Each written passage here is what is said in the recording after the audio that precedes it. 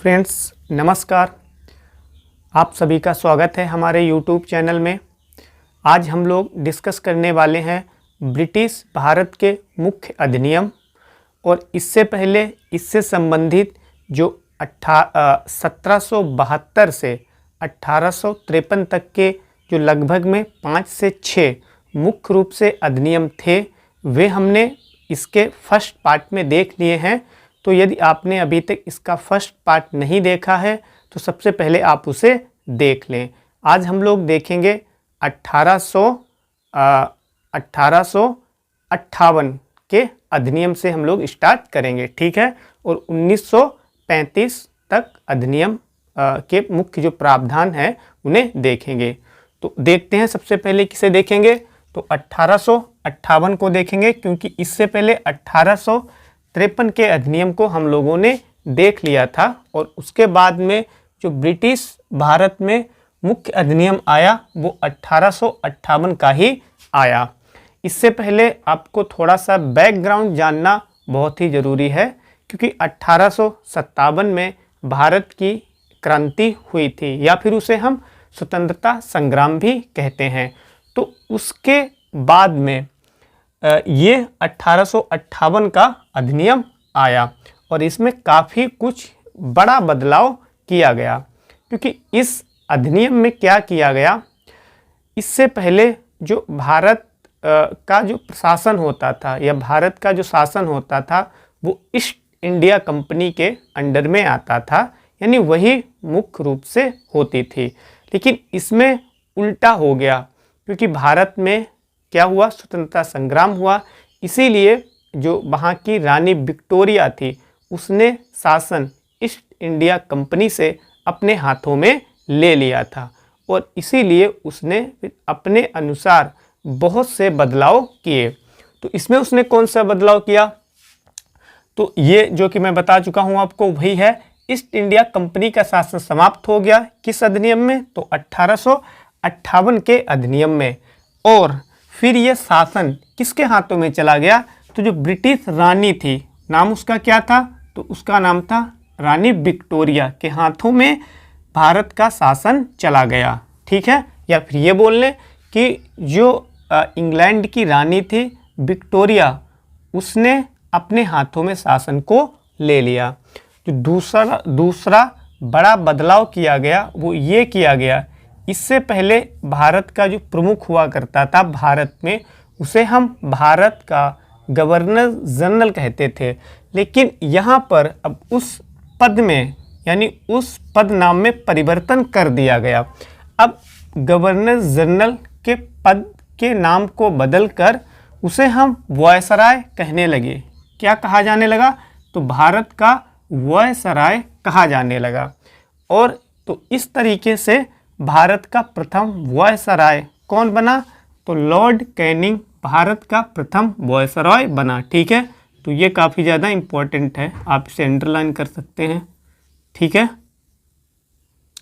फिर इसके बाद में और कौन सा बदलाव किया गया, तो भारत में शासन की द्वैध प्रणाली, क्योंकि इससे पहले हम देख चुके हैं किस द्वैध शासन प्रणाली की बात हो रही है, तो एक तो निदेशक कोर्ट का गठन किया गया था, या कोर्ट की स्थापना की गई थी।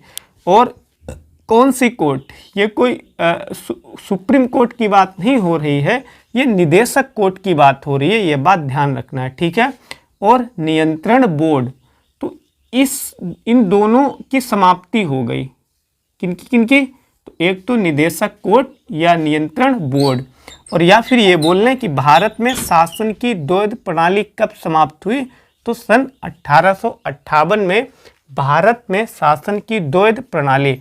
अब ये मैंने इसलिए लिख दिया है क्योंकि द्वैध प्रणाली ना देके डायरेक्ट क्वेश्चन ऐसे ही पूछा जा सकता है, निदेशक कोर्ट और नियंत्रण बोर्ड की समाप्ति किस अधिनियम में या किस ईयर में हुई, तो 1858 में हुई थी, ठीक है। फिर नेक्स्ट एक परिवर्तन और किया गया, बहुत बड़ा परिवर्तन, क्योंकि इससे पहले ऐसा नहीं हुआ था। भारत के राज्य सचिव पद का सृजन किया गया। ये पहली बार था कि भारत के लिए एक राज्य सचिव का पद बनाया गया। और कहाँ बनाया गया, तो यहाँ पे नहीं, कहाँ पे, जो इंग्लैंड थी, इंग्लैंड की जो संसद थी वहाँ पर। और उसका काम क्या था? तो उसका काम था कि ब्रिटिश संसद में भारत को वो रिप्रेजेंट करता था, और ब्रिटिश संसद में जो कोई भी सदस्य भारत से संबंधित प्रश्न को पूछता था और उन प्रश्नों का उत्तर कौन देता था? तो भारत का सचिव देता था। ठीक है।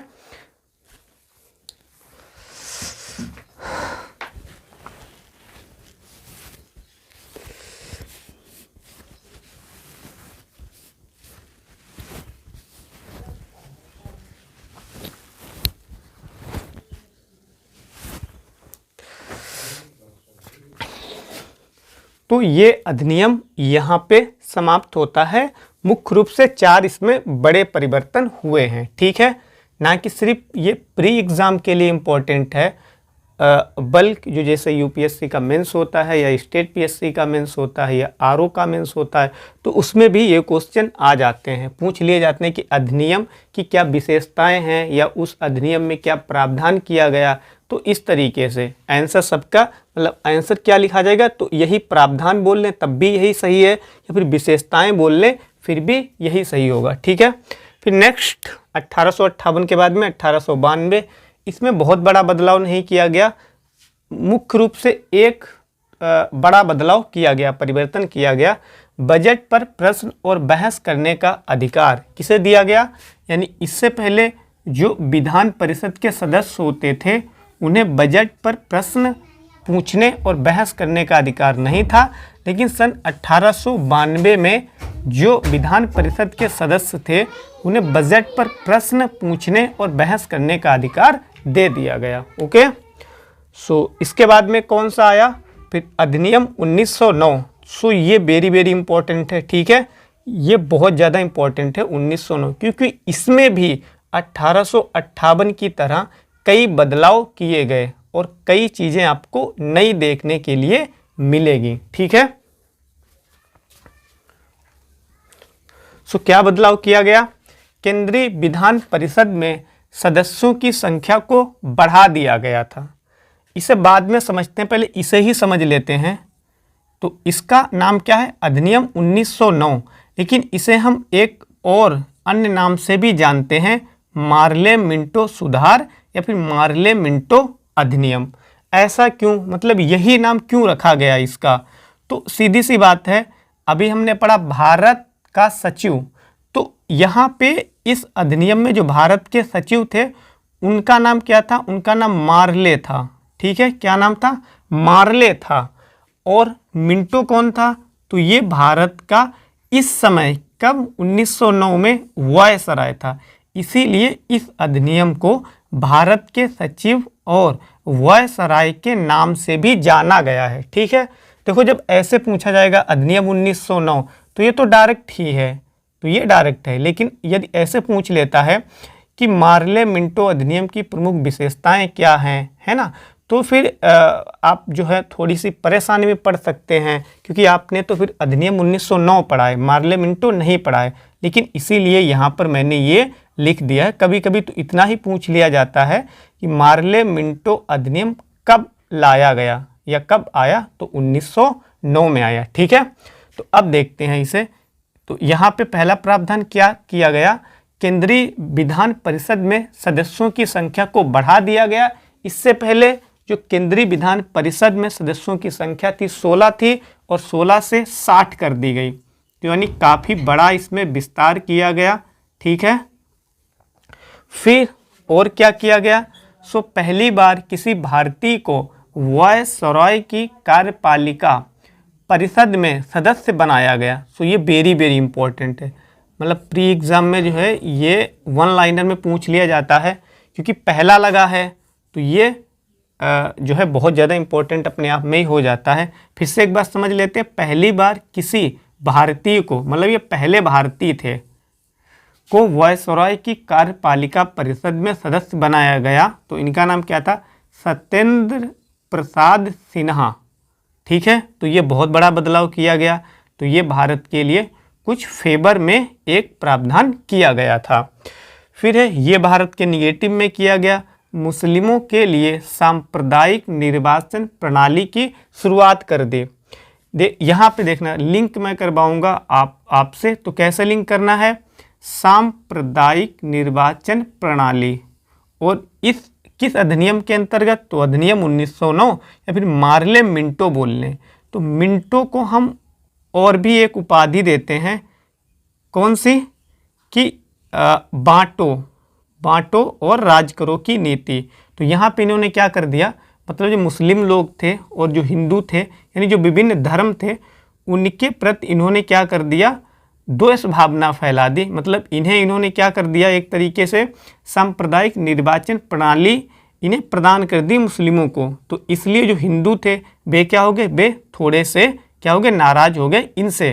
तो इसने कौन सी नीति अपनाई, कभी कभी नीति ही पूछ लेता है कि कौन सा वायसराय या गवर्नर जनरल है जिसने बांटो और राज करो की नीति अपनाई, तो कौन है, लॉर्ड मिंटो है। ठीक है।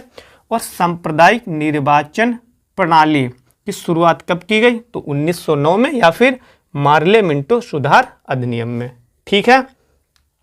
ये था क्या, सांप्रदायिक निर्वाचन प्रणाली, ये था क्या, तो सिंपल सी बात है, जैसे जब इलेक्शन होता था, चुनाव, तो उसमें जो उम्मीदवार मुस्लिम है, नहीं माफ़ी चाहूँगा, जैसे चुनाव के टाइम, निर्वाचन के टाइम जो मतदाता मुस्लिम है तो वह मुस्लिम प्रतिनिधि को ही चुन सकता था, अन्य किसी को वोट दे ही नहीं सकता था।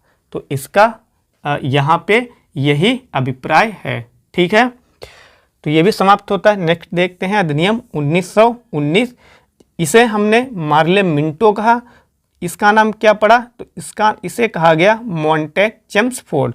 वही बात है, जो मॉन्टेग थे वो क्या थे, वो भारत के सचिव थे 1919 के समय, और जो चेम्सफोर्ड थे ये भारत के वायसरॉय थे। ठीक है। सो क्या परिवर्तन किया गया इसमें, केंद्रीय और प्रांतीय विषयों की सूची का पृथक्करण कर दिया गया। पहले क्या था, मतलब जो भी विषय हुआ करते थे तो उनमें केंद्र भी कानून बना सकती थी उस पर, और प्रांत भी यानी राज्य भी कानून बना सकता था। लेकिन 1919 में पहली बार ऐसा हुआ कि जो विषय थे उन्हें अलग अलग कर दिया गया, ताकि जो केंद्र और राज्य हैं वे विषयों पर अलग अलग कानून बना सके। ठीक है। तो ये किया गया। सेकेंड परिवर्तन क्या हुआ, सो भारतीय विधान परिषद के स्थान पर द्विसदनीय व्यवस्था। तो ये भी बहुत बड़ा बदलाव था, क्योंकि इससे पहले ऐसा नहीं किया गया था। यानी जो केंद्रीय परिषद थी वो एकल ही थी, यानी एक सदनीय ही थी। ठीक है। लेकिन यहाँ पर उसे द्विसदनीय बना दिया गया। देखो, चाहे भारतीय विधान परिषद बोल लें या फिर यहाँ पे केंद्र दे दे, ठीक है, बात एक ही है, क्योंकि भारतीय विधान परिषद की बात हो रही है तो सेंटर की ही बात हो रही है, यानी केंद्र की ही बात हो रही है। ठीक है। हाँ, तो द्विसदनीय व्यवस्था मतलब देखो, यहाँ शब्द से आपको क्या करना है, शब्द का अर्थ निकाल लेना है। द्विसदनीय, सदन ही आ रहा है, तो यानी जो सेंटर था उसे दो सदनों में बांट दिया गया। कौन कौन से सदन, तो एक लोकसभा और एक राज्यसभा। तो यहाँ पर भी अब जो सेंटर थी वो 2 पार्ट्स में डिवाइड हो चुकी थी, लोकसभा और राज्यसभा। द्विसदनीय अलग है और एक द्वैध प्रणाली है, तो वो अलग है। ठीक है। दोनों में द्वि आ रहा है तो इसीलिए आप कंफ्यूज हो सकते हो, लेकिन यहाँ पे मैंने समझाने की कोशिश की है। द्विसदनीय, सदन आ रहा है, तो सदन का मतलब क्या होता है, जैसे लोकसभा, राज्यसभा। वहीं यदि हम राज्य में बात करें प्रांत स्तर पर, तो विधान परिषद और विधानसभा। तो ये सेंटर की बात हो रही है, यहाँ पे लोकसभा और राज्यसभा, यानी द्विसदनीय व्यवस्था की शुरुआत की गई। ठीक है। फिर नेक्स्ट देखते हैं, सांप्रदायिक आधार पर सिखों, ईसाइयों, तो ये काफ़ी इम्पोर्टेंट है। ठीक है। किसकी किसकी, सिखों, ईसाइयों, आंग्ल भारतीयों और यूरोपियों के लिए पृथक निर्वाचन पद्धति। अब ये सेम ही चीज़ है, इसमें आपको कंफ्यूज नहीं होना है। चाहे पृथक निर्वाचन पद्धति या प्रणाली हो, चाहे सांप्रदायिक निर्वाचन प्रणाली हो, ये सेम ही है। मतलब इनमें से कोई भी आ जाए तो आपको यही समझना है। देखो, यहाँ पे सिर्फ मुस्लिमों के लिए ऐसा किया गया था, मुसलमानों के लिए, है ना। यहाँ पर कब? 1909 के अधिनियम में सिर्फ मुसलमानों के लिए ही सांप्रदायिक निर्वाचन प्रणाली की शुरुआत की गई थी, लेकिन 1919 में इसे और ज़्यादा बढ़ा दिया गया, या फिर कह लें विस्तार प्रदान कर दिया गया। तो किसे किसे विस्तार प्रदान किया गया? यहाँ पे सिर्फ मुस्लिमों को, तो यहाँ पे सिखों को, ईसाइयों को, और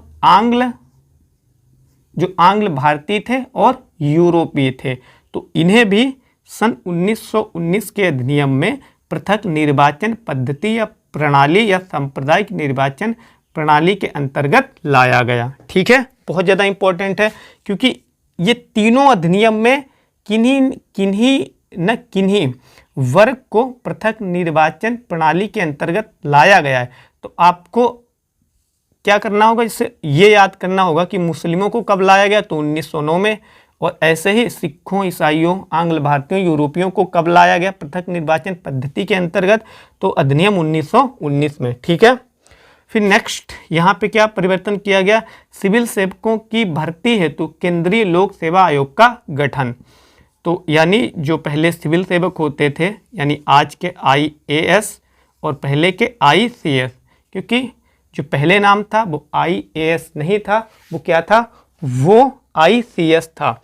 तो उनकी भर्ती के लिए एक आयोग का गठन किया गया, और वो आयोग क्या कहलाया? लोक सेवा आयोग। लेकिन जो आज का आयोग है उसके नाम में थोड़ा सा चेंजमेंट है। क्या है? वो संघ लोक सेवा आयोग है, और यहाँ पर लोक सेवा आयोग है। ठीक है, तो वर्तमान से भी रिलेट करके पढ़ते चले। ओके, फिर क्या है? पहली बार केंद्रीय बजट को राज्यों के बजट से अलग किया गया। इससे पहले जो बजट होता था वो राज्य और केंद्र के लिए एक में ही प्रस्तुत होता था, और उसी के अनुसार सबको वित्त व्यवस्था प्रदान की जाती थी। लेकिन यहाँ पे 1919 के अधिनियम में ये अलग अलग कर दिया गया, यानी कहा गया कि भाई राज्य जो हैं वे अपना अलग बजट प्रस्तुत करेंगे, और जो सेंटर है वो अपना बजट अलग प्रस्तुत करेगा। ठीक है, तो ये भी हो गया अधिनियम 1919, या फिर बोल लें मॉन्टेग-चेम्सफोर्ड अधिनियम। फिर लास्ट है, बहुत इंपॉर्टेंट है, अधिनियम 1935। तो इसमें क्या किया गया? इसमें सूची का बंटवारा कर दिया गया, सूची का बंटवारा। और अभी सूची हमने और कहीं पे पढ़ी हुई है, कहाँ पे? तो देख लेते हैं। ये यहाँ पे केंद्रीय और प्रांतीय विषयों की सूची का पृथक्करण, यानी ये सूची अलग अलग की गई थी, और यहाँ पे सूचियों का बंटवारा कर दिया गया। तो कितने भागों में? 3 भागों में। एक संघ, यानी जिसपे सिर्फ सेंटर ही कानून बना सकती थी, फिर राज्य, इस पे सिर्फ राज्य ही कानून बना सकती थी, और समवर्ती, तो समवर्ती सूची में जो भी विषय थे उन विषयों पर दोनों केंद्र और राज्य दोनों कानून बना सकते थे। ठीक है, तो ये भी ध्यान रखें, यानी सूचियों का बंटवारा कब किया गया? तो 1935, या अधिनियम पूछ ले तो वही अधिनियम 1935। आपको अधिनियम पूछता तो अधिनियम आगे लगा देना है। ठीक है, फिर और क्या चेंजमेंट किया गया? 6 राज्यों, अब इन राज्यों का नाम याद करना है क्योंकि बहुत ज़्यादा इंपॉर्टेंट है। बंगाल, बम्बई, मद्रास, बिहार, यूपी, असम में द्विसदनीय व्यवस्था की गई। अब कौन सी द्विसदनीय व्यवस्था? एक हम आगे रुक जाओ, देखते हैं कहाँ पे।